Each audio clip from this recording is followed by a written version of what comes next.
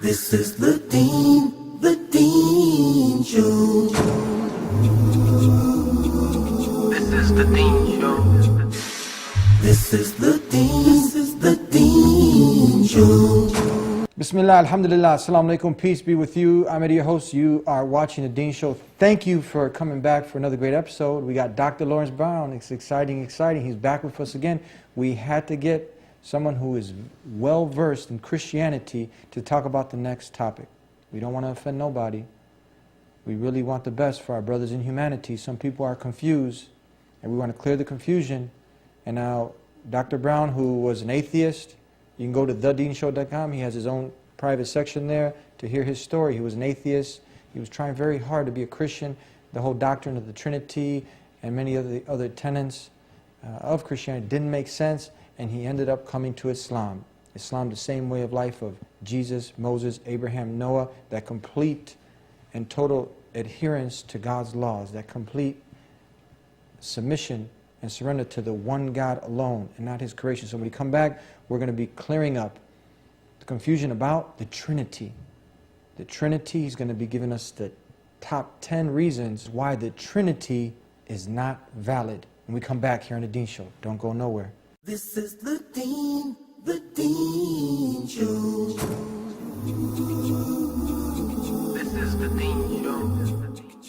This is the Deen Show. This is the Deen Show. This is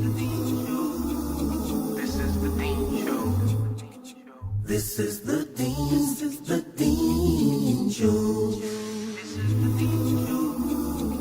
This is the Deen Show. This is the Deen Show. This is the Deen Show. This is the Deen Show. This is the Deen Show. Assalamu alaikum, peace be with you. Wa alaikum assalam wa rahmatullah. How are you? How are you, Dr. Brown? Yeah, alhamdulillah. All praise be to Allah. It's a pleasure to have you back with us here at the Deen Show, and I got to just describe a little bit about our past. We have your conversion story. We've done some shows with you in the past, and you have at thedeenshow.com your own private section so people can read a little bit more about you, get to know who you are, watch some of your other videos. But in this week's show, we're going to be talking about the Trinity. You have a DD, Doctor in Divinity, PhD in Religious Studies, and you're very well versed. Some will consider you a Christian scholar. So we want to talk to the experts, and there's a lot of confusion about this Trinity. So we know that the Quran says that this is something that Jesus or none of the messengers never taught. The consistent message that God has always declared throughout time, that He is only one, undividable, not 3 in 1, 1 in 3, just one. And we believe Jesus taught the same teaching, but there's some confusion about the Trinity. So you're going to be giving us today the top 10 reasons why the Trinity is not valid. I don't want to waste their time, your time. Let's just get right to it. The top 10, please begin. Okay. Number 10, because the word Trinity is nowhere to be found in the Bible. Now, the word Trinity is not as important as finding the actual doctrine.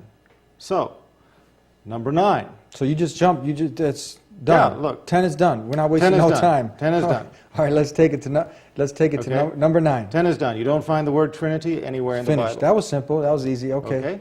But as I said, the word is not as important as the doctrine. So the question is, do we find the doctrine in the Bible? We go on to 9 then. Number 9, HarperCollins, Encyclopedia of the Bible, states, quote, "The doctrine of the Trinity as such is not revealed in either the Old Testament or the New Testament." HarperCollins, Encyclopedia of the Bible, telling us what? Telling us, I'll say it again, quote, "The doctrine of the Trinity as such is not revealed in either the Old Testament or the New Testament." You know, we almost don't need to do the rest of this program because that pretty much says it right there. But let's continue.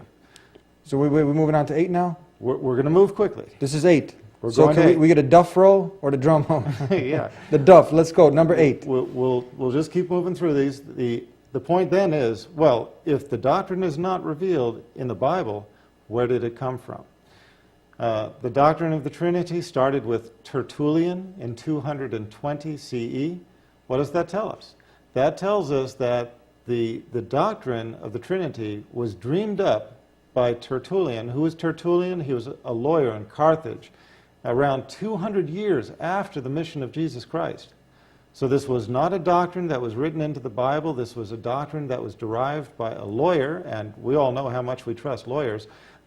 Sorry, but I got to throw that one in because I'd love to see what was in his fine print, but the bottom line is 200 years after the mission of Jesus Christ, that is when Tertullian came up with the concept of the Trinity. Take it to step number 7. So we already went from 10, 9, 10, 9, 8. 7. Take it away, Dr. Laurence Brown. 7. Where did it go from there? Tertullian came up with the concept in the year 220 CE. Where did it go from there? Talk to Christian scholars. They will tell you the Trinity is an evolved doctrine, meaning that it was not a revealed doctrine. It was a doctrine that evolved in the minds of the theologians who developed it. Council of Nicaea in 325 developed it further. Council of Constantinople in 381 ratified it, and it became authoritative at the Council of Chalcedon in 451.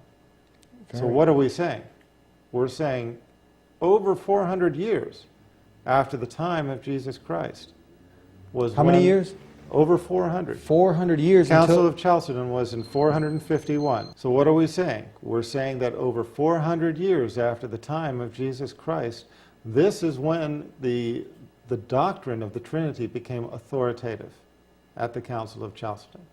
That leads us to number 6. So you're talking about now we went from 10, we're moving on to 6, and all these things. This is not something that came with the first man, Adam, or the prophet